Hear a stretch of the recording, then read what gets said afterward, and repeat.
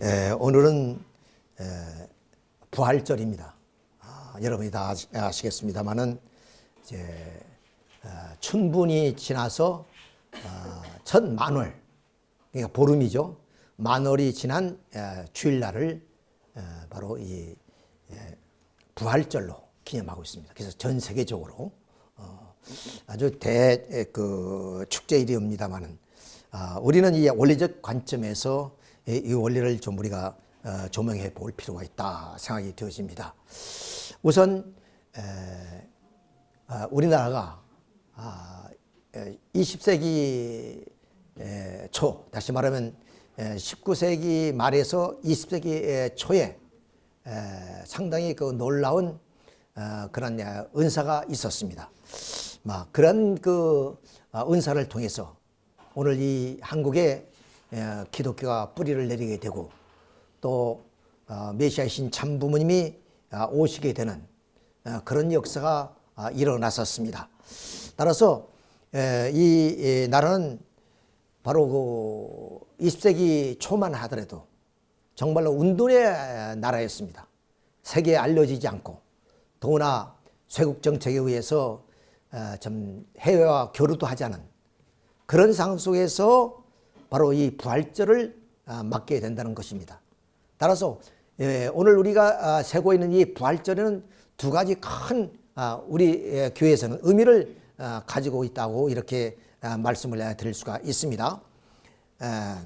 우선 이 나라가 그 여명이 열리기 시작한 때가 아까 말씀드렸던 이 부활절을 기점으로 해서 바로 이 나라가 이제 좀 개국이 되고 또는 해외 문물을 받아들이고 또는 해외 선교사들이 들어오고 이러면서 차츰차츰 이 나라가 운둔의 국가에서 세계로 알려지기 시작합니다.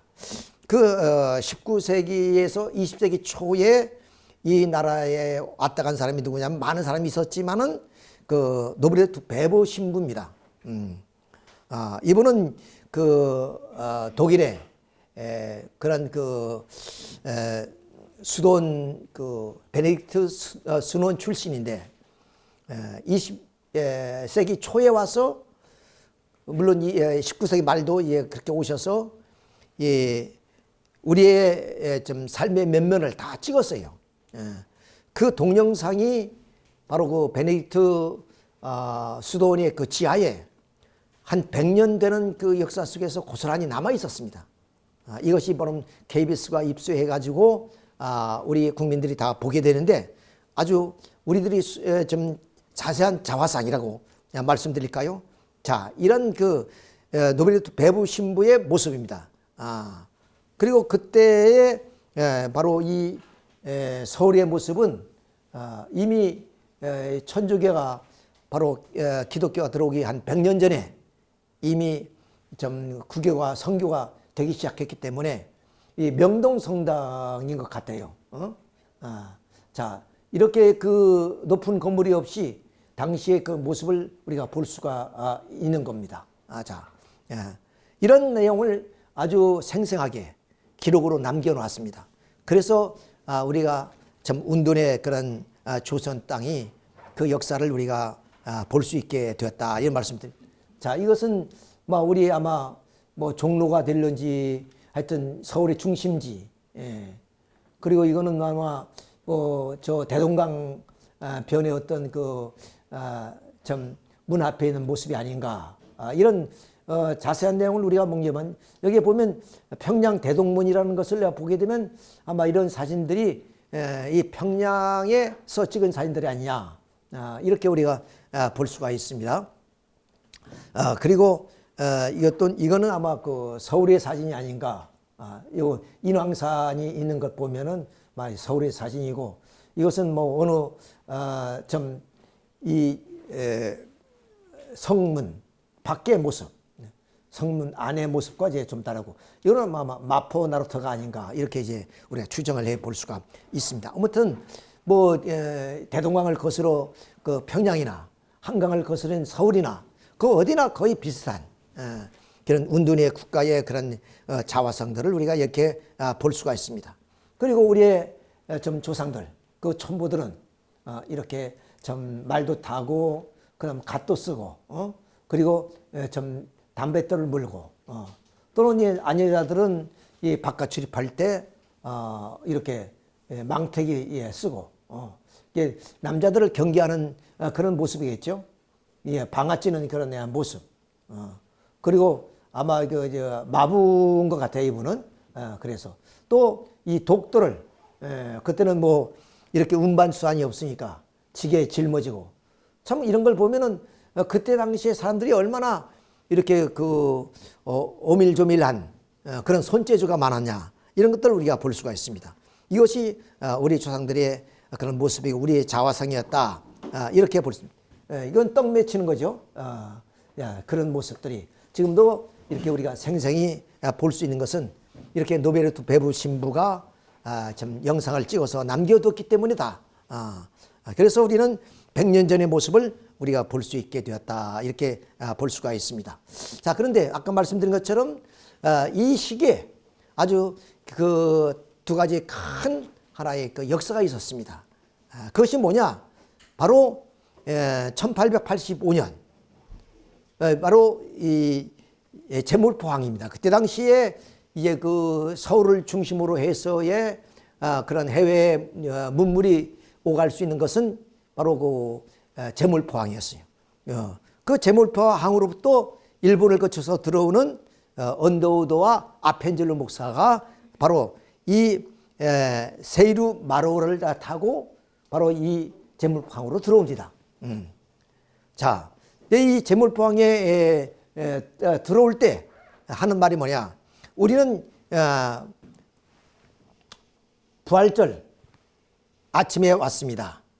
그날 사망의 권세를 이기신 주께서 바로 백성을 얽어맨 결백을 끊으사 하나님의 자녀로서의 자유와 빛을 주시옵소서. 이것이 바로 그 1885년 바로 이 4월 6일이었어요. 5일. 그러니까 그때 부활절이 바로 지금으로부터 약 보름 전 앞당겨진 게겠죠. 그러니까 부활절은 딱 어느 날짜가 정해진 것이 아니라 춘분을 지나서 만월을 지난 첫 주일이기 때문에 이렇게 4월달을 중심해서 하순도 되고 중순도 되고 초순도 된다는 것을 알 수 있습니다. 자, 이때 이게 언더우드 목사와 아펜젤로 목사가 들어오는 거예요. 이건 공식적으로 국가의 허락을 받고 이렇게 들어오는데, 그 앞서 알렌 선교사가 중국으로 파견됐다가 중국에 많은 선교사들이 갔기 때문에 자리를 잡지 못하고 이번이 다시 조선으로 이미 1년 전에 들어왔습니다.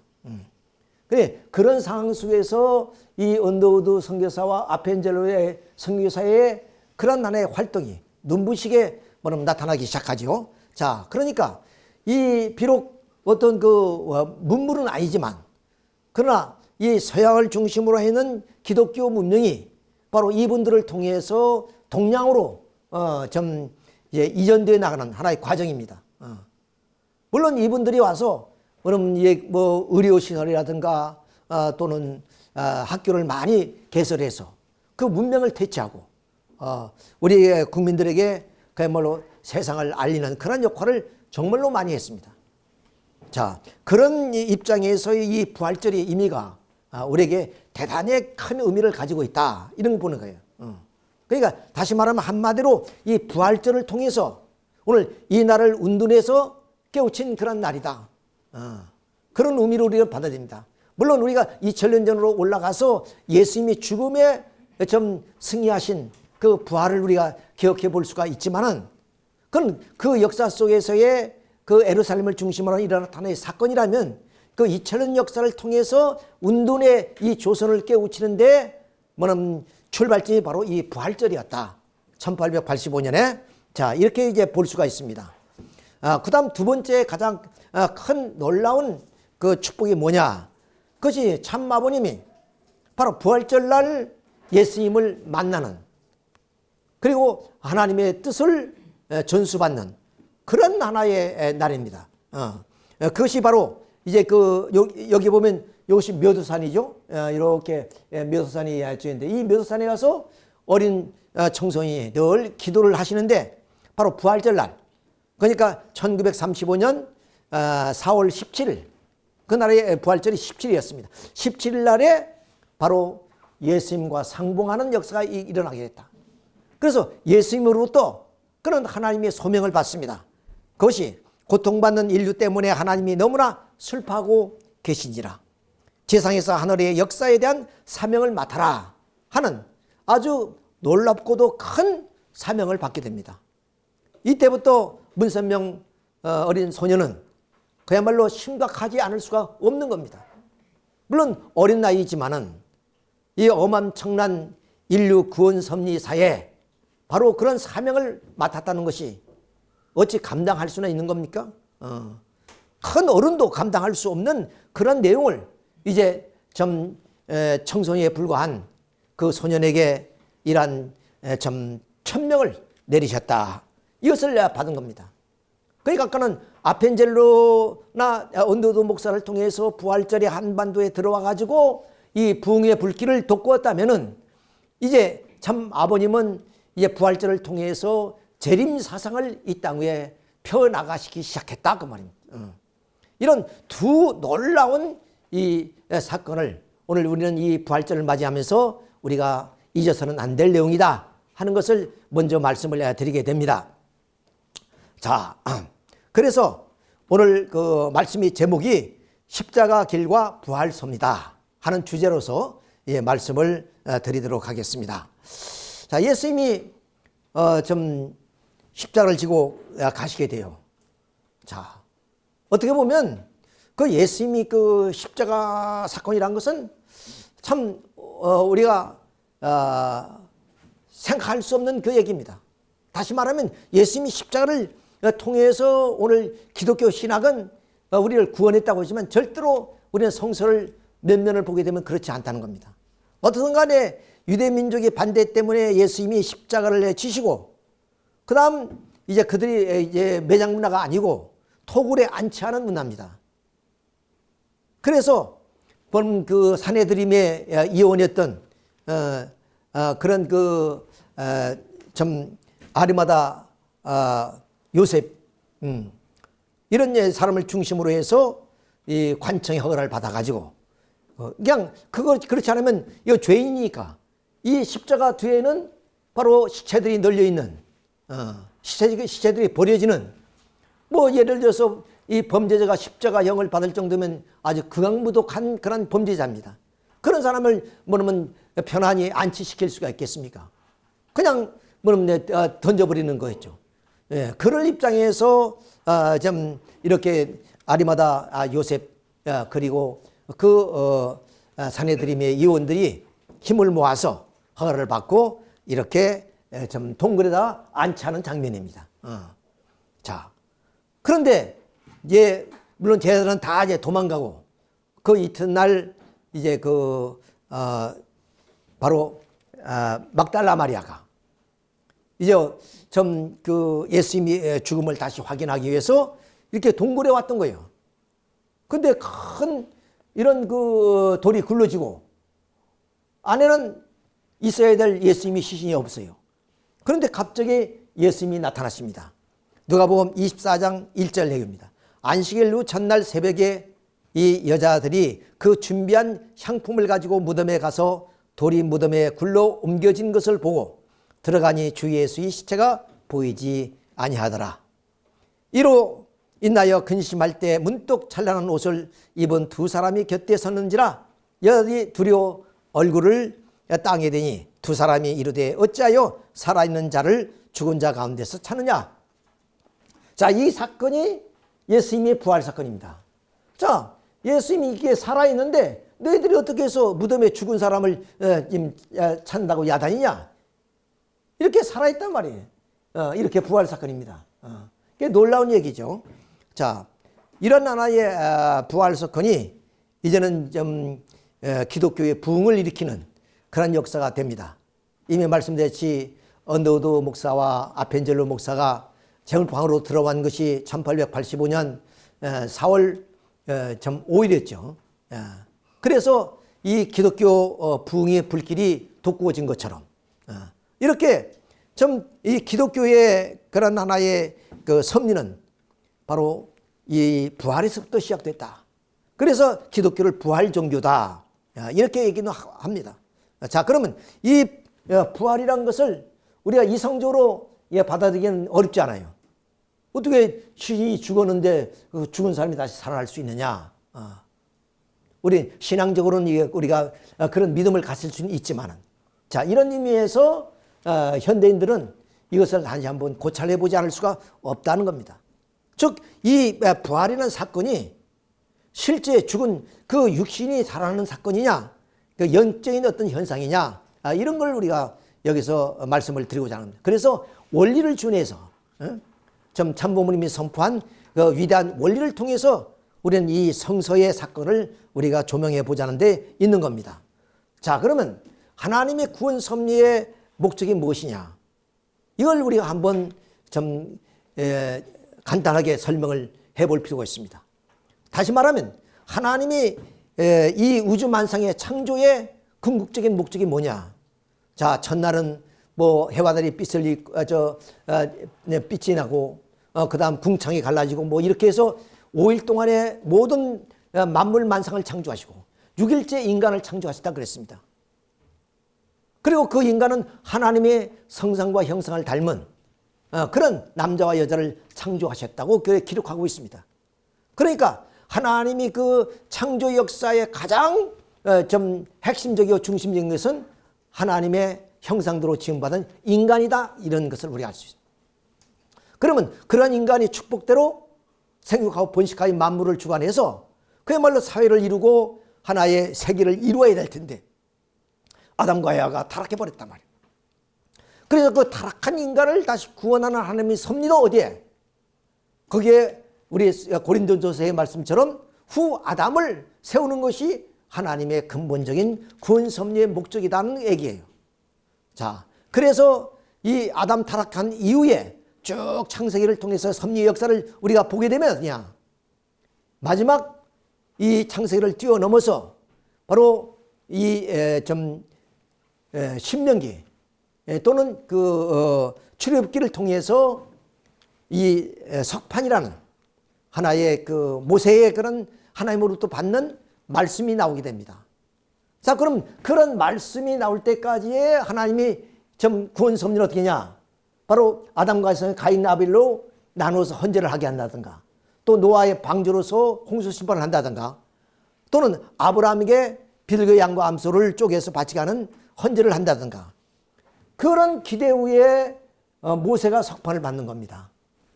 모세는 이렇게 핍박과 압박 속에 살고 있었던 이스라엘 민족을 이끌고 광야를 나고서 시내산에서 비로소 하나님의 말씀을 듣고 시내산장에 올라가서 40주야 기도를 하고 또 금식을 하면서 하나님의 말씀을 왔습니다. 자, 그러면 이 말씀은 어떤 의미를 가지고 있느냐? 그것은 바로 예수님과 성신을 의미한다, 그 말입니다. 지금까지의 모세가 석판을 받기 전까지는 이런 좀 번제라든가 헌제를 통해서 하나님의 뜻을 이루어 나왔습니다. 그러나 모세 때는 드디어 어떠냐?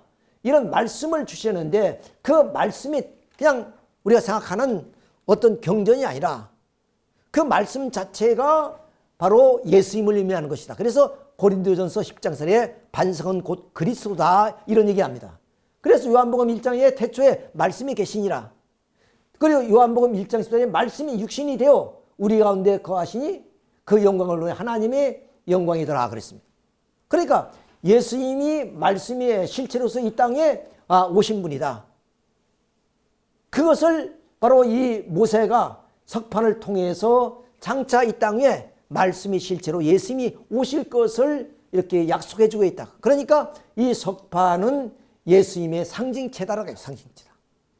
왜? 아까 말씀 예수님의 말씀이 육신이 됐다고 말입니다. 자, 그러니까 결국에 이 모세가 받은 이 석판이야말로 예수님을 의미하는 거고 상징하는 것이다, 이렇게 볼 수 있습니다. 자, 그러면 결국에 오늘까지 하나님이 섭리 역사는 모세를 세울 때까지 이 예수님의 상징적인 이 석판을 이제 좀 주시기 위해서 역사의 해온 내용이다. 이렇게 볼 수가 있는 거예요. 자, 그러면 그 예수님이 상징하는 이 석발을 바로 이 좀 법궤, 언약궤에다가 안치를 합니다. 그러니까 여기에 뭐 만나도 있고 아론이 쌍난 지팡이도 있고 그리고 이 말씀 말씀 즉 예수님과 성신을 상징하는 두 말씀이 여기 기록된 것이 이 법궤에다 안치네. 그 법궤를 어디다 안치느냐? 바로 이 천막교회. 그때는 광야를 지날 때니까 고정 건물을 지을 수 없잖아요. 그래서 이 천막교회를 천막을 지어서 이걸 우리는 성막이라 그럽니다. 근데 이 성막에는 장소가 이렇게 두 분으로 나눠져 있어요. 지성소와 그리고 성소. 지성소는 결국 좀 하나님이 임재하실 곳으로서 또 주님이 계시는 곳으로서 대제사장이 한 번에 들어가는 곳이고 성소는 일반 그런 제사장들이 들어가서 제사를 지내는 곳입니다. 자, 이것은 바로 예수님의 영과 육 그리고 하늘 땅을 상징하는 것이다. 이렇게 볼 수 있어요. 자, 그러니까 결국에 이 성막은 크게는 하늘과 땅이고 무형세계와 유형세계고 작게는 예수님의 그런 하나의 말씀의 실체다. 이렇게 볼 수 있습니다. 근데 궁극에 그들이 이 광야를 거쳐서 가야 될 목적지는 어디냐? 그것은 적과 거리는 가나안 땅에 가서 나라를 세우는 겁니다. 왜 그러냐면은 좀 미국의 독립선언문을 보면 왜 우리가 정부를 세우느냐? 그것은 천부가 부여해준 생명, 자유, 행복의 추구권을 지키기 위해서 우리는 나라를 세운다 그랬습니다. 그렇죠. 그 나라가 크든 적든 간에 바로 나라가 있어야만이 백성이 생명이 지켜지게 되고 자유가 보장될 수가 있습니다.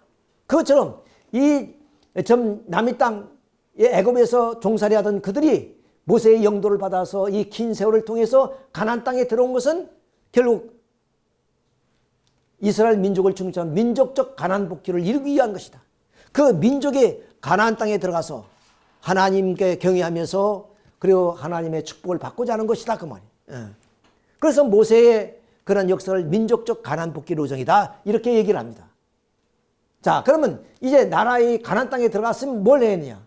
이거는 물론 광야 로정에 있으니까 물론 고정된 건물을 지을 수 없으니 성막을 세운 거지만은 이제 나라를 세우게 되면 그 나라를 중심해서 이 성전이 세워지게 되는 거죠. 그것이 바로 솔로몬 성전입니다. 물론 많은 시간이 흘러서 솔로몬이 성전을 짓게 됩니다. 자, 그들은 불신 때문에 원래는 21개월 노정이면 이 코스를 거쳐서 가나안 땅에 들어와 성전을 짓고 예수님을 왜? 이 성전 속에 오늘 이 성막 속에 뭐예요? 예수님이 상징하는 그러한 석판이 들어있다 말이에요. 그 말씀의 실체이신 예수님이 바로 이 땅에 오실 수 있는 형상적인 내용이 바로 이 성전이다. 그런데 불신으로 말미암아 40년을 거쳐서 이 땅에 오시게 되는데 바로 그 예수님이 그 이후에 또 얼마나 그 이후에 약 뭐 1000년 지나서 예수님이 오시는데 바로 그 예수님은 자기의 그 성전을 자기 몸으로 비유합니다. 성전을 헐라 내가 3일 만에 다시 세우리라 뭐 이런 말씀. 이것이 자기의 몸을 성전으로 비유한 것은 뭐냐? 이미 모세를 통해서 당신이 이 땅 위에 오실 것을 예언해 주셨다 그래요. 그러니까 이스라엘 민족은 어떤 환경 속에서도 이 성전을 중심하고 이 법궤에 있는 말씀을 우리가 낭독하면서 목도하면서 주님의 오기를 실제 성전된 주님의 오기를 기다려야 된다. 자, 이것이 하나님이 바로 이렇게 인간 타락한 이후에 전 역사의 도정을 통해서 바로 구원 섭리를 해오신 내용이다. 결론은 뭐냐? 바로 이 땅 위에 메시아를 보내는 것이 바로 하나님의 구원 섭리의 목적이다. 자, 이것을 우리가 좀 중심하고 이제 이 부활절이 되는 것을 우리가 이해를 해야 되는데 그래서 이사야 선지자는 한 나이가 우리에게 낳고 한 나라를 우리에게 주신 바 되는데 그 어깨는 정사를 메었고 그 이름을 기묘자라 묘사라 전능하신 하나님이라 영존하신 아버지라 평강의 왕이라 했어요. 이 땅에 바로 그 메시아 그분이 어떤 분이냐? 바로 좀 영존하신 아버지, 평강의 왕, 전능하신 하나님이라 그랬어요. 하나님. 그걸 이스라엘 민족이 성전을 중심으로 해서 그 평강의 왕, 그리고 영존하신 아버지로 오시는 그 주님을 이제 좀 맞이하게 되었다. 그것이 바로 좀 예수님이 오시던 그 로마 제정시대를 통해서 좀 나타나게 되죠. 자, 그런데 예수님이, 유대민족이 예수님을 인정하지 않죠. 자, 그러니까 예수님은 결국에 그 유대인들의 장로들의 잡힌 몸이 되어서 자기 교회 이외에서 사형 언도를 받고 이제 좀 빌라도 법정에 서서 사형 집행을 기다리는 그런 과정입니다. 여기에 빌라도는 그가 죄가 없음을 알고 그를 석방시키려고 그랬지만은 결국에 유대인들이 좀 이런 극성에 의해서 이런 죽이라는 이 환호성입니다. 이래서 할 수 없이 결론 빌라도도 예수님은 죄가 없지만 사형 언도를 내리게 돼요. 사형을 집행하게 됩니다. 그래서 예수님은 좀 이슬로 사라졌단 말이야. 그 사라진 하나의 사건에서 뭐냐냐? 바로 부활이란 하나의 사건이 일어났다. 부활. 그래서 그 막달라 마리아가에게 나타나서 너 이거 어떻게 해서 죽은 사람 가운데 사람을 찾으려냐? 예수님이 자신이 살아있음을 보여주고 자 갈릴리에서 만나자고 형제들에게 전하라. 그래서 막달라 마리아를 중심한 그 마리아들이 좀 동네방네 다니면서 그 도망쳤던 제자들을 다 모아서 지금 만나는 장면이 이거예요. 자, 그러면 실제적으로 지금 대화도 하고 있고 그리고 나타났단 말이에요. 그러면 또 육신은 또 없어졌어요. 그러면 육적으로 이렇게 부활된 것이 아니냐? 오늘 기독교에서는 그렇게 인정하고 있습니다. 그러니까 예수님이 결국 부활은 죽음에서 승리한 것이다. 그러니까 예수를 믿는 모든 성도들은 좀 열심히 신앙생활을 하게 되면 우리의 몸도 다시 죽음에서 살아나서 우리 몸이 영생하게 된다. 이렇게 믿는 거예요. 자, 그런데 이 주님이 뭐냐면 모습은 살아 있을 때 십자가를 지기 전인과는 전혀 다르요. 자, 엠마오를 가는데도 같이 동행했는데 아니 발자국 소리만 들어도 뭐냐면 선생님이고 주님인 줄 알았던 그 사람들이 주님이 같이 동행하는 것도 몰라요. 그리고 문이 닫혀 있는 그런 이 기도실에 주님이 갑자기 나타났다가 사라지는. 그러니까 평상시와 전혀 다른 그런 모습으로 제자들에게 나타났다가 사라지고 이렇게 40일 동안 제자들과 함께 동거하게 됩니다. 자, 이런 사실을 봤을 때 그 주님은 십자가 이전의 그런 모습과는 전혀 다르다 하는 것을 우리가 알 수 있어요. 자, 그러면 왜 이런 하나의 사건이 일어나게 되느냐 하는 것을 이제 구체적으로 간단하게 설명을 드린다면 뭐냐. 이미 말씀드렸지 하나님의 구원 섭리는 이 땅에 메시아를 보내는 것이 목적이에요. 뭐 여러 가지 무슨 사건들이 많이 있지만 그 궁극의 목적은 이 땅 위에 메시아를 보내는 것이 목적이다. 그리고 인류는 그 메시아를 맞이해서 메시아로부터 우리가 구원받고 영생하게 됩니다. 그럼 메시아를 막기 위해서는 뭐 해야 되냐? 바로 메시아를 위한 기대가 필요하다. 자, 대통령이 어느 나라에 순방하게 되면 미리 참모들이 가서 대통령이 안전하게 순방할 수 있도록 다 기대를 조성합니다. 그것처럼 이렇게 인류의 그런 좀 만왕의 왕, 평강의 왕, 영존하신 아버지가 오는데 아무런 준비도 없이 오시겠느냐 그래요. 그러니까 결국에 하나님의 구원 섭리는 이 메시아신 예수님이 이 땅에 오시기 위해서 준비하는 역사다 이거예요. 예를 들어서 야곱을 세워서 했던 역사, 모세를 통해 이스라엘 민족을 가나안 땅으로 인도했던 역사, 그리고 이스라엘 민족이 왕국을 세우는 모든 역사가 그 목적은 메시아를 맞이하기 위한 기대를 조성하는 시대였다. 이거야. 자, 그러니까 첫째, 이런 나라의 이 메시아를 위한 기대를 세우려면 첫째, 믿음의 기대가 있어야 돼. 믿어야 된단 말이야. 응? 참, 내가 하나님을 절대적으로 믿는 그런 중심 인물이 있어야 되는 거예요. 그렇잖아요. 아, 믿음도 없는 사람한테 주님이 오신다. 그러면 그 사람이 그걸 받아들이겠어요? 어떤 상황 속에서도 주님을 믿을 수 있는 그런 하나의 믿음의 기대가 필요해요. 자, 그러면 예수님 당시에 예수님을 위해서 믿음을 세울 수 있는 그런 중심적 인물이 누구냐? 그의 많은 교법사, 율법사, 뭐는 지도자들이 있지만 그의 가장 중심적 인물이 세례 요한이다. 그거는 세례 요한. 그래, 세례 요한은 예수님의 무릎팍을 떠나지 않고 예수님을 믿고 모시고, 그리고 예수님이 구원 섭리를 할 수 있는 모든 기판을 닦아 나가야 되는 거예요. 자, 근데 이 요한은 그야말로 요단강에 가서 세례를 주면서 천국에 가깝다고 외칩니다. 그리고 많은 사람에게 세례를 줘요. 세례를 주는 것이 뭡니까? 뭐 강물에 빠져서 그냥 물을 적시는 거지만, 과거의 우리의 삶, 구약시대의 어떤 우리의 삶의 모습을 떠나서 이런 새 시대가 왔으니까 새로운 우리의 모습으로 변화를 추구하는 그런 내용이에요. 자, 그래서 그 조건으로 광야 생활을 했죠. 마침 모세가 광야에서 40년 미디안 광야에서 보낸 것처럼. 그리고 일정한 기간이 있는데 그 기간을 통해서 이 요한은 하나님께 충령의 도리를 다해왔던 겁니다. 자, 이름으로써 결국에 이 요한은 나는 그의 길을 곱게 하기 위해서 왔다. 나도 그를 모르지만 내게 물로 세례를 주신 하나님 말씀하시기를 누구든지 머리에 성령이 머무는 것을 보거든 그가 하나님의 아들이라 증거하게 내가 증거한다 그랬습니다. 이렇게 나는 물로 세례지만 나 뒤에 오는 불과 성신으로 세례주기 때문에 나는 그의 신들매매기도 감당치 못하다. 이렇게 그런 광야 생활을 통해서 바로 예수님이 우리가 기다리는 메시아다는 것을 증거합니다. 이렇게 증거해요.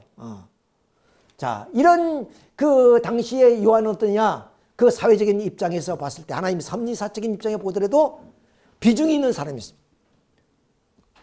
그러니까 이 세례 요한의 말 한마디에 이 민중이 그야말로 좀 예수님 앞으로 갈 수도 있고 또 예수님 앞길을 막는 경우도 세울 수 있는 그런 비중 있는 인물이었다. 자, 어쨌든 간에 그런 광야 세월을 출발하면서 이렇게 좀 모세처럼 이렇게 믿음의 기대를 세웠습니다. 자, 이런 믿음의 기대를 세우면 메시아를 위한 기대는 반드시 실체의 기대가 세워져야 메시아를 위한 기대가 완성되는 겁니다. 그럼 그 실체의 기대는 뭐냐? 이것은 자, 부모의 입장에서 믿음의 기대를 세웠다면 이제는 물론 자녀 입장에서 세례 요한은 아벨의 위치. 물론 우리가 아담 가정에서 가인과 아벨이 있죠. 두 자식인데 하나는 하나님 입장에, 하나는 사탄편 입장에 세워놓고 섭리를 하신 거 아니에요? 그러니까 아벨은 하나님이 사랑할 수 있는 그런 대상 입장에 섰던 거예요. 그러니까 그 믿음을 세운 요한은 바로 아담 가정의 아벨과 같은 입장이 있기 때문에 가인과 같은 입장에 있는 이스라엘 민족이 그럼 세례 요한을 믿고 따라야 됩니다. 그러니까 세례를 주면 세례도 받고 예수님이 천국에 가깝다 외치면 그 천국을 이룩하기 위해서 그 요한의 말씀대로 그런 믿음을 세워 나가야만 된단 말이에요. 이걸 가르쳐서 우리는 타락성을 벗는 탕감 조건이라 그래요. 이 말이 무슨 말이냐? 우리 인간이 타락으로 말미암아 그럼 창조의 본성을 우리가 잊어버리고 타락성의 본성인 교만, 시기, 질투, 그리고 혈기 이런 우리의 성품들을 가지게 됐다. 그러니까 이런 성품들을 다 우리가 주관해서 그야말로 내가 뭐 좀 요한보다 잘났던 어떤 입장에 있더라도 그런 하늘이 세운 중심 인물 앞에 나는 온전히 온유겸손한 마음으로 그를 믿고 그를 따라야 되는 거예요. 자, 그러면 그런 요한이 그 민족을 다 이끌고 가서 하나님 앞으로 나가야 된단 말이야. 하나님 앞으로. 그러면 이제 때 실체의 기대가 이루어지는 겁니다. 그럼 그 실체의 기대는 뭐냐? 바로 예수님이 메시아다.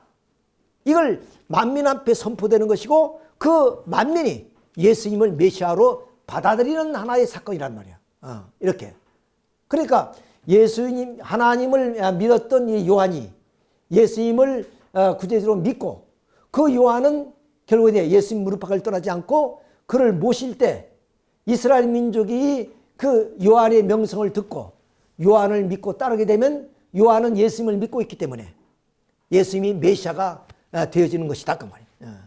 자, 그 내용을 우리가 한번 잠깐 그림으로 살펴보도록 하겠습니다.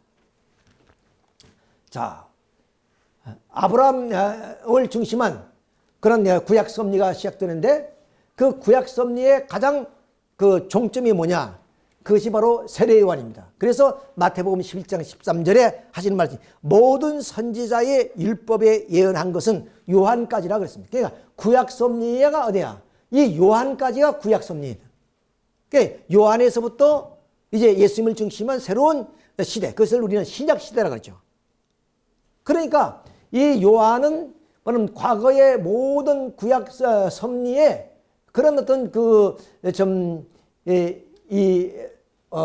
메시아를 위한 기대, 이런 기대를 세우기 위해서 예를 들어서 아담 가정, 노아 가정, 아브라함 가정, 그 다음 이삭 가정, 이런 가정을 통해서 메시아를 맞이하기 위한 기대를 세워놨던 모든 기대를 이제 유대 민족과 함께 모두 이제 이 요한이 모든 것을 다 거두시고 그것을 누구에게? 바로 믿음과 충성으로 예수님께 돌려드림으로써 예수님 어떠냐? 이 유대민족이 지금까지 메시아를 모시기 위해서 기다려왔던 모든 기반 위에 예수님이 서게 된다. 그 이후에 예수님이 바알세불에 접은 귀신이 왕이라든가 그리고 몰리고 쫓기는 그런 하나의 형특이 아니라 이렇게 예수님이 세례 요한은 이 구약시대의 마지막 종점에 있는 분이기 때문에 이 구약시대의 모든 역사를 다 정리해서 믿음과 충성으로 예수님을 증거하고 모시면 그 모든 구약 섭리의 기대가 예수님 앞으로 세워지게 된다. 그렇게 되면 뭐야? 유대민족이 기다렸던 메시아로서의 등장할 수 있게 되는 것이다. 그 말이에요. 자, 그래서 요단강께서 세례요한이 예수님께 세례를 준 이유가 바로 이게 돼. 그것은 뭐냐? 바로 구약 섭리의 모든 이스라엘 민족의 섭리를 예수님께 인계하는 그런 입장이다. 지금 마지막으로서 세례요한이 이제 선지와 율법이 예언한 이 요한이 모든 것을 다 정리하고 그 기대를 예수님께 인계해 주므로 예수님은 그 기대 위에서 민족의 구원 섭리를 이룰 수 있는 메시아의 자리에 서게 되는 것이다. 이렇게 되는 거예요. 자, 이렇게 이제 가야 되는 하나의 과정입니다. 그런데 어떠냐? 이 요한이 결국에 아까 말했어요. 나는 그의 길을 곱게 하러 왔다. 나는 모르지만 내 뒤에 있는 물로 세례를 주라 하신 분이 말씀하시는 누군지 성령의 머리에 머무는 것을 보던 하나님의 아들이라 증거하게 내가 증거했다. 나는 그의 신들매매기도 감당치 못한다. 이렇게 증거를 해놓고 이제는 이 민족과 아울러서 그런 예수님 무릎팍을 떠나지 않고 예수님을 모시고 그리고 예수님과 함께 운명을 같이 해야 될 이런 세례요한이 결국에 유대민족이 그렇게 기다렸던 엘리야로 왔음에도 내가 엘리야가 아니라고 부정해버렸고 그 다음 이미 예수님을 의심하고 부인하는 입장까지 합니다. 그러니까 자기가 감옥에 갔을 때 자기 제자를 시켜서 예수님께 보내면 오시리기가 당신을 오니까 우리가 다른 사람을 기다려야 됩니까? 그러자 예수님이 하신 말씀이 너희가 보고 듣는 것을 너희 선생이 보며 소경이 보며 문둥이가 깨끗한 말을 들으며 귀머리가 들으며 죽은 자가 살아나며 가난한 자에게 복음이 전파된다 하라고 그렇게 간곡히 말씀드린 이유가 바로 이와 같이 세례요한은 자기의 생각과 자기의 뜻을 앞세워서 예수님을 부진하는 입장까지 가게 됐다. 그러니까 예수님은 이 세례요한을 통해서 민족 앞에 메시아로 등극해야 될 그 기반이 하루아침에 딱 사라져버리는 거예요. 하루아침에. 그래 예수님은 어떻게 이제는 사탄에게 쫓기는 몸이 돼서 그 광야에 나가서 시험을 받게 되고 그런 입장까지 가게 되었다 하는 것을. 자, 그래서 제1차 이 요한을 통해서 이루고자 하는 세계적 가난 복귀로정은 실패로 돌아왔습니다. 자, 그래서 이제 제2차 세계적 가난 복귀로정이 세워지는데 이때 뭐냐? 이제 요한이 방패막이가 되어주고 요한이 모든 것을 이제 유대민족을 위해서 예수님을 뭐냐면 증거해야 될 그런 입장에서 세례 요한이 이제는 불신하는 입장에 있고 그리고 헤롯 왕에 의해서 죽음으로 말미암아 세례 요한을 중심한 섭리는 이미 다 끝난 거예요. 그러니까 뭐냐면 여기에 믿음의 기대를 세울 사람이 없기 때문에 예수님이 세례요한을 대신해서 그러니까 이거는 뭐냐면 메시아 입장이 아니고 하나의 선지자 입장으로 내려와서 예수님이 그러니까 얼마나 처절하겠어요. 아버님이 뭐냐면 이런 세계적 섭리를 하시는데도 아버님 메시아이기 때문에 메시아는 사탄한테 시험 받지도 말고 또 고난의 길을 걸어서는 안 되잖아요. 그런데 그 아버님이 설 수 있는 기반이 기독교 기반이 없기 때문에 결국 아버님은 흥남까지 갔다 오시게 됐다는 것을 우리가 알듯이 예수님도 역시 마찬가지다. 왜 자기를 받들어주고 자기의 백그라운드가 돼야 될 그런 요한이 사라졌기 때문에 예수님은 유대 민족으로부터 메시아로서의 칭함을 받지 못하게 됐다. 그러니까 이단자로 또는 바알세불 접한 귀신이 왕으로 그렇게 비난과 조롱을 받을 수밖에 없는 입장에서 요한 대신에 믿음의 기대를 세워야 했으니 그것이 바로 광야에 나가서 40일 그런 금식을 하면서 3대 시험을 치게 된 것이다 하는 얘기입니다. 자, 그 3대 시험을 우리가 잠깐 보면 이게 광야에 좀 사탄이가 이끌어와서 그 다음 이제 시험을 치는 거예요. 그것이 뭐야? 돌들을 떡덩이가 되게 하라. 하나님 아들이든 뛰어내리라. 이거 성전에서 그 다음 높은 산에 올라가서 나에게 경배하던 모든 것을 주겠다. 이 말은 뭐냐? 3대 축복을 이루러 오셨던 예수님에게 그 3대 축복을 너는 이루지 말고 내가 그 3대 축복을 모두 내가 가지겠다. 그 말이에요.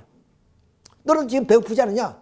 허기진 배를 채울 쓴 것이 그거 무슨 3대 축복 이룬다고 고생할 이유가 없다 이게야. 이때 과감하게 예수님은 이렇게 사람은 떡으로만 살 것이 아니라 하나님 말씀으로 산다. 또 하나님을 시험하지 말아라. 이렇게 해서 결국 사탄 앞에 승리를 합니다. 사탄의 승리함으로 하지만 3대 축복을 복귀할 수 있는 기대를 조성함으로써 이 믿음의 기대를 이렇게 세울 수 있게 됐다. 그 다음 이제 믿음의 기대는 예수님은 이젠 세례요한 입장에서 아벨의 입장에 섰기 때문에 이스라엘 민족은 전체가 이 세례요한이 없는 입장에서 예수님을 메시아로 인정하고 예수님을 따라야 되는 거예요. 어떤 상황 속에서. 자, 이렇게 되면은 비로소 이제 역사가 일어나는데 여기에 모세 때도 보면 출발을 위해서 3대 기적과 십지왕이 있듯이 예수님도 결국 출발을 위한 이적 기사가 일어나죠. 문둥이를 깨끗하게 만들고 귀머리가 듣게 만들고 죽은 나사로를 살리시고 이런 이적 기사를 통해서 결국에 이 유대 민족을 이제는 회개시키는 거예요. 세례요한이 없기 때문에. 자, 그럴 때마다 이 민족은 또다시 뭐냐면 예수님을 바알세불에 잡힌 귀신이 왕으로 그리고 비난하고 조롱하게 됩니다. 그러니까 예수님께서 말씀하니 예수님 제자가 어떻게 하나님 일을 합니까? 물었더니 하나님이 보내신 자를 믿는 것이 하나님 일이다. 그러니까 얼마나 그때 당시 유대 민족이 예수님을 불신한 건가 하는 것을 우리가 알 수 있습니다. 또 누가복음 19장 보면 너희가 내가 권고한 바를 알지 못함으로 인해서 너희 자기들이 돌 위에 매어칠 것이며 돌 위에 도나도 남김없이 멸망하리라 그랬습니다. 그것은 내가 권고한 바를 너희들이 알지 못함으로 인합니다. 그러니 에루살렘아 에루살렘아 선지자를 죽이고 파송된 자를 돌로 치는 자 암삭기 새끼 아래 날개 아래 모으듯이 내가 너희를 품으려 한 적이 뭐보니. 이렇게 예수님께서는 에루살렘 성이 무너질 것이다. 왜 무너지나? 너희들이 나를 믿지 않음으로 인해서 너희 자기들이 돌 위에 돌로 하나도 남김없이 멸망할 것이며 이 좀 수십 년을 거쳐서 세워진 에루살렘 성도 다 돌 위에 하나도 남김없이 멸망할 것이다. 그리고 결국 예수님의 말씀대로 성이 70년 바로 티투스 장군에 의해서 에루살렘 성이 완전히 파괴되버려요. 그 예언이 다 이루어지게 되죠. 그러면서 너희들이 영생을 얻기 위해서 성경을 상고하지만 성경은 내게서 증거하는 곳이다. 그런데 너희들이 영생을 얻기를 내가 원하지 않는구나. 철저하게 예수님을 불신하기 시작합니다. 그 예수님이 설 자리가 없는 거예요. 그 거대한 명성을 가진 세례요한도 이미 죽어버렸고 예수님을 따르는 사람이라 할지 기껏 저 갈릴리 바다의 어부에 불과한 그런 사람이 예수님의 어떤 방패막이가 되겠느냐, 백그라운드가 될 수 있겠느냐 말이에요. 자, 이래서 결국 예수님은 돼야 이제는 이 십자가라는 길을 선택할 수밖에 없어요. 그 내용은 이제 길어지지만은 자, 가버나움에서 즉 갈릴리 바다에 가버나움이라는 곳이 있어요. 이 가버나움에 많이 가서 기적도 일으키고 말씀드린 그 가버나움에 있어서 외딴 하나의 그 산에 가셔서 요한 야곱 베드로를 데리고 가셨을 때 바로 모세와 엘리야가 나타나죠. 그게 예수님과 인원이에요. 이 나타난 그 말씀의 내용이 뭐냐? 유대 민족 이제 세례요한 불신에서 사라졌고 유대 민족마저 불신한 입장에서 뭐냐면 도저히 그런 좀 세계적 가나안 복귀의 형상을 이룰 수가 없습니다. 십자가의 길을 가지 않을 수 없는 그런 입장에서 그래서 이 가버나움에서 40일을 걸쳐서 예루살렘 올 때까지 이것을 우리는 사순절이라 그래요. 그게 사순절 기념합니다. 그 다음 예루살렘에 들어갈 때 뭐야? 그야말로 그 낙이 타고 들어가면서 종려나무를 흔들잖아요. 그 제자들이 하늘의 영광이여 땅에는 평화로도 막 종려주의를 지나서 그 다음 고난의 주 다시 지나서 십자가를 거치고 그 이후에 부활 사건이 벌어지는 거예요. 이런 절기를 오늘 기독교인들은 다 절기를 다 이제 좀 맞이하긴 합니다만은 그러나 이런 섭리를 잘 몰라서 그렇단 말이에요. 자, 이렇게 해서 결국에 제2차 세계적 가나안 복귀 노정도 어디야? 유대 민족의 불신 때문에 결국 실패로 돌아갔다. 그래서 예수님은 십자가를 질 수밖에 없는 그런 입장이 됐다. 자, 그래서 다시 연장해서 3차 십자가의 길을 갈 수밖에 없는 그런 내용을 우리 여기서 좀 잠시 또 말씀을 드리면, 자, 하나님은 어떻게 죄악 인간을 구하느냐? 다시 말하면 우리가 예수님의 피에 대해서 구원받았다 그러잖아요. 이 말이 무슨 말이냐? 아니, 예수님의 피를 흘리면 피를 흘렸지 나와 무슨 관계가 있느냐 이게요. 이런 얘기예요. 자, 그런데 바로 세례요한이 불신했죠. 자, 유대민족이 불신하는 입장이 있습니다. 하나님은 예수를 보내서 이 민족을 구원하고자 하는 거예요. 그래서 세례요한도 보내고 그 이전에 많은 엘리야 그리고 또한 선지자들을 보낸 거 아니겠습니까? 근데 이 민족이 깨어나질 않은 거예요. 그래서 예수님을 뭐냐면 부정하고 결국 빌라도 법정에서 죽이라고 하잖아요. 이런 입장에서 예수는 이제 뭐냐면 그들에게 끌려서 왜 힘이 없으니까 그들을 지켜줘야 될 그런 그 제자들은 다 도망가 버렸지. 그러니까 사탄에게 끌려가서 죽을 수밖에 없는 그런 입장이 됐단 말이에요. 그러니까 하나님은 이왕 이렇게 예수님이 죽게 됐으니까 사탄이 요구대로 들어줄 수밖에 없어요. 자, 근데 사탄은 최대 실권 행사를 통해서 사탄이 일선이자 하나님이 일선이기 때문에 사탄도 그런 역사를 하는 거예요. 그 최대 실권 행사를 해서 뭐냐면 유대 민족으로 하여금 예수님을 불신케 만들어 가지고 예수님을 뭐냐면 십자가에 매다는 것이 뭐냐면 이 사탄이 최고의 하나의 목표예요. 그것을 뭐냐면 세례요한도 결국 전 불신에게 만들었고 또 가까이 갔던 12제자도 다 도망가게 만드는 거예요. 예수님을 지금 뭐냐면 지켜줄 사람은 아무도 없어. 단 한 사람 십자가 오른편에 달린 강도밖에 없어요. 근데 그 강도 이미 십자가에 매달려 죽었는데 이런 입장에서 하나님은 예수님을 십자가에 내줄 수밖에 없었다 그 말이에요. 그러니까 사탄은 최대 실권 행사, 왜 최대 실권이 뭐 억지로 한 것이 아니라 유대 민족을 불신케 만들어 가지고 유대 민족으로 하여금 예수님을 십자가에 달게 만들었다 그 말이에요. 그것이 사탄의 전략이다 그 말이에요. 자, 근데 아까 말한 것처럼 사탄이 일선이자 하나님이 일선이기 때문에 사탄이가 최대의 실권 행사를 했다면 하나님도 최대의 실권 행사를 한 번 할 수 있는 기회가 온 거란 말이에요. 자, 그럼 하나님 최대의 실권 행사는 뭐냐? 사탄은 최대의 실권 행사를 사람을 죽이는 거지만 결국에 하나님의 최대의 실권 행사는 죽은 자를 바로 살리는 것이다. 죽은 자를 살리는 거예요. 그러니까 십자가에 매달렸던 예수를 살리는 역사를 한 거예요. 여러분 이걸 참 이해를 잘해요. 자, 사탄이가 유대민족을 앞세워서 뭐냐면 유대민족의 예수님을 불신케 만들어서 그들이 최대의 실권 행사를 통해 예수를 십자가에 못 박히는데 성공했어요. 그러면 하나님, 사탄이 일선이자 하나님이 일선이기 때문에 하나님도 최대 실권 행사를 할 수밖에 없다. 그래서 죽은 예수님을 부활시키는 역사가 여기서 벌어졌다 그 말이에요. 이것이 오늘 부활절의 어떤 기원이다 하는 걸 우리가 알아요.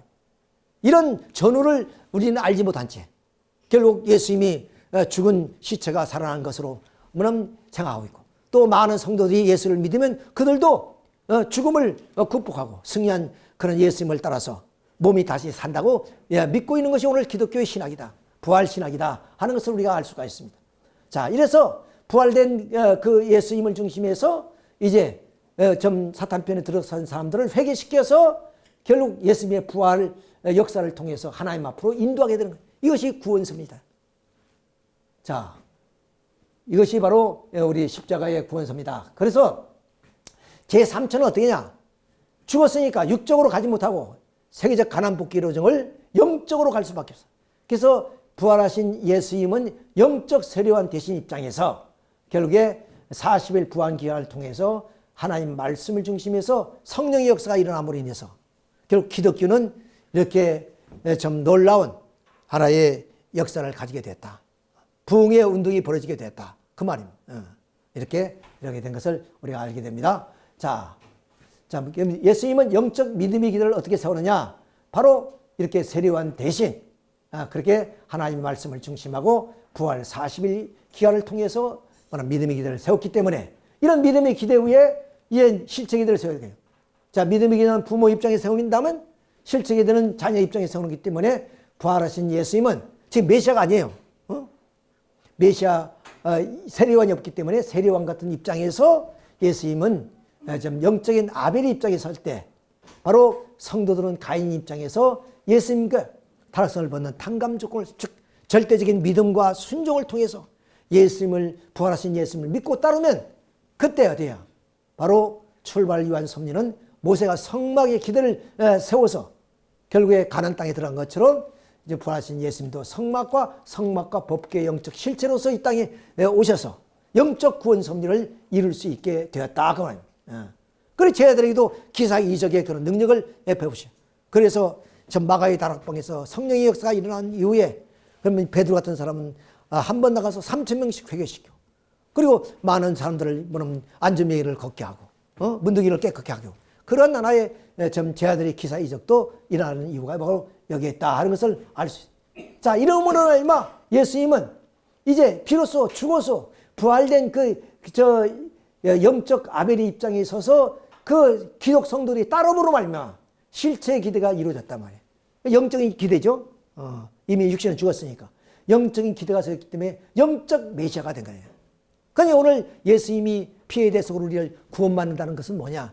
영적인 메시아는 뭐예요? 참부모아니요. 참부모는 사랑과 생명과 혈통을 주시는 겁니다. 그 혈통을 통해서 우리는 거듭나는 거예요. 그러니까 예수님은 영육으로 참부모가 되어서 사랑과 혈통과 생명을 인류에게 다 좀 축복해 주어서 인류를 구원하는 건데 육적인 그런 것은 이미 십자가에 죽었기 때문에 영적인 참부모가 되어서 영적인 그러한 하나의 사랑과 생명과 혈통을 준수해 준 것이 바로 기독교의 그런 구원서입니다. 부활 사건을 통해서 이루어진 내용이다 하는 것을 우리가 여기서 알 수가 있는 겁니다. 자, 좀 빨리 가서 여러분들이 이해가 좀 되는지 모르겠습니다. 자, 이렇게 이제 우리가 보게 되면 다시 한번 자세히 성도들이 타락했어요. 영과 육으로 좀 선악과를 따먹고 타락했잖아요. 그러니까 하나님은 이 땅 위에 메시아를 보내서 그 메시아를 통해 인류를 구원하는데 어떻게 구원하느냐? 바로 이렇게 예수님도 영과 육을 쓰시고 이 땅에 마리아의 몸을 통해서 탄생한 거 아니에요? 그러면 예수를 믿는다는 것은 뭐야? 성도들이 예수님과 하나가 되면 예수님 몸과 우리 몸이 하나가 되고 예수님 영과 우리 영이 하나가 되어서 나는 포도나무에 너희는 가지라. 너희는 내 안에 내가 너희 안에 있는 것을 왜 알리라. 일체를 이면 일체. 그러니까 예수를 영육을 가지고 오신 예수님을 우리는 믿는다는 것은 예수님의 생명과 예수님의 사랑을 통한 그런 혈통을 우리가 받게 된다 그 말입니다. 그래서 우리는 이 죽음에서 이 원죄에서 해방될 수가 있단 말이에요. 자, 그런데 이스라엘 민족이 반대로 예수님을 십자가에 못 박음으로 해서 예수님은 십자가에 의해서 사탄이 침범을 당했어요. 그러니까 그 예수를 믿는 성도들, 오늘 기독교 성도들이죠. 성도들 어때요?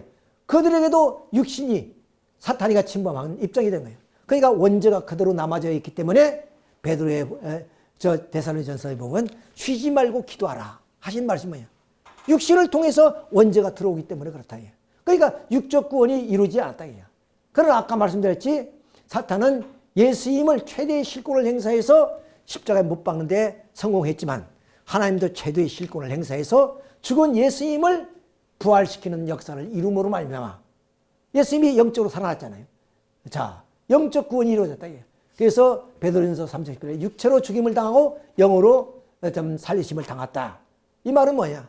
바로 육체로는 사탄이가 침범했지만 영적인 승리를 통해서 예수님이 살아남으려니와 그 기독성도는 예수를 믿게 되면 십자가에 달리신 예수를 믿게 되면 영적 구원의 혜택을 받는 것이다. 그러니까 육적 사탄 침범은 그대로 남아져 있기 때문에 육적 구원은 미완성으로 남아진다. 그래서 성서는 보면 바로 우리가 완전 구원을 이루지 못하는 것을 이렇게 설명하고 있습니다. 내 마음으로는 하나님의 법을, 내 몸은 죄의 법을 섬기는다. 오라 이 공고한 몸에서 누가 나를 건져내겠냐. 요한일서에 보면 어디야? 사랑치 않은 자는 사망에 간다. 하나님의 사랑이 임할 수 없는 그런 입장이기 때문에 우리는 십자가에 돌아가신 예수를 믿더라도 원죄는 그대로 남아있지만 영적 구원의 섭리의 승리적 일을 이루신 예수님을 믿으면 우리도 영적 구원의 혜택을 받는 것이다. 그래서 성령이 뜨거운 은사를 받게 되면 감동과 감화를 이루어서 그야말로 은혜에 적게 되는 거예요. 자, 이렇게 됩니다. 자, 그러니까 다시 예수님은 재림에서 영육과 아울러 구원 섭리를 완성하여 오시게 되는 것이다 하는 얘기입니다.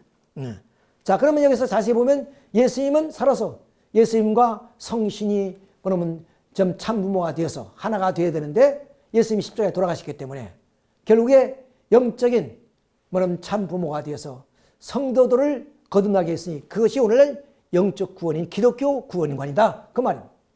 자, 그래서 영적 가난 복귀를 이제 들어가셨는데 부활하신 예수님이 기독성들이 예수님을 믿으면 그 기독성들의 영과 육이 결국에 대한 영적으로는 구원을 이루어서 영적 가난 복귀를 이루지만 육적으로는 결국 원죄가 사탄이 침범해서 원죄를 가지고 있기 때문에 육적 구원이 남아지게 되는 거죠. 이것을 재림에서 이루기 위해서 재림 역사가 이루어지게 되는 것이다 하는 겁니다. 이제 마지막으로서 자, 우리가 이제 민족적 가난 복귀, 모세의 노정과 세계적 가난 복귀로 이루어진 예수님의 노정을 한번 비교해 봅시다. 자, 이 모세가 이 좀 노예 생활에서 해방시키기 위해서 이스라엘 민족을 이끌고 나옵니다. 그래서 가나안 땅에 들어가는 것이 목적이었어요. 근데 모세가 석판을 반석을 두 번 침으로 인해서 결국 모세는 가나안 땅에 들어가지 못하고 영적으로 들어갑니다. 그 대신 모세의 그런 영도를 대신해서 여호수아가 이스라엘 민족을 이끌고 실체적으로 가나안 땅에 들어간다. 가나안 땅에 들어가서 사사시대를 맞죠. 자, 이렇게 되는 것이다. 그러면 이제 세계적 가나안 복귀 노정은 뭐야? 예수님이 세례와이라든가 이스라엘 민족이 믿었더라면 그런 이제 뭐냐면 완전히 이렇게 완전히 인류를 영육과 아울러 구원했을 거 아니에요. 그런데 이스라엘 민족의 불신 때문에 예수님은 십자가 노정을 통해서 승리함으로 알마 부활하신 예수님은 이제 뭐냐면 모세처럼 영적으로 들어가게 되고 그 실체적인 노정은 재림주님의 모습으로 남아졌다. 그러니까 재림주님이 오셔야 된다. 그런 얘기예요. 자, 그러면 이 예수님이 십자가의 길은 유대민족의 불신 때문에 영적인 고난을 받았잖아요. 그러면 이제 재림주님이 이 땅에 오실 때도 그럼 이 유대민족 같은 기독교 신들이 반대하게 되면 재림주님도 고난의 길을 걸어갈 수밖에 없다. 그러니까 결국에 유대 제일 이스라엘 민족의 불신 때문에 예수님이 영적인 고난을 걸었던 것처럼 그리고 오늘날 제2이스라엘 민족인 기독교 성도들의 불신 때문에 재림주님이 그런 탕감의 길을 걸어가야 되는 것처럼 이제 이들이 책임을 다하지 못함으로 말미암아 제3이스라엘 민족이 나와야 되죠. 자, 그들이 이제 재림주님을 모심으로써 이 땅의 영육과 아울러 인류 구원 섭리가 완성하게 되는 것이다. 그러니까 이 부활 섭리로서 구원 섭리가 완성된 것이 아니라 이런 영육과 아울러 구원 섭리를 할 수 있는 재림의 한때를 위해서 이 영적 부활, 예수님의 부활은 바로 준비되어 오는 이 역사다. 2000년 동안에 이런 부활 섭리를 통해서 재림주님이 오실 수 있는 기대를 정해 나온 것이 기독교 2000년 역사다 하는 것을 우리가 여기서 자, 이런 의미에서 우리는 이제 재림주님을 중심한 실제적인 가나안 복귀 노정은 이렇게 좀 반대 가운데서 이제 준비됐던 제1이스라엘 기독교 신도들이 재림주님을 박해하게 되면 그 다음은 제3이스라엘이 나타나서 재림주님을 모시게 될 것이다 하는 것이 결국에 최종적으로 하나님이 재림주님을 보내서 이 땅에 승리하는 내용이 되는 것입니다. 우리 함께